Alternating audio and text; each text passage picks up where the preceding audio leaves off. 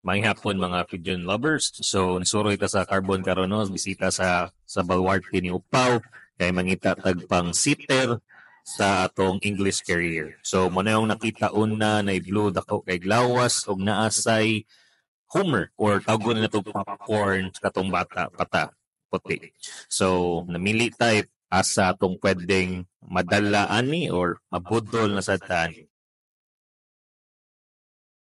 Mao ni ang puti and then tag 300 ni but nahangyo na ako siya to 50. Then kaniyang blue 150 ra baligyan ning racing na blue dako siya ni siya glawas and na so mao ni dalagin ako ang duha no ang blue og ang puti na Homer.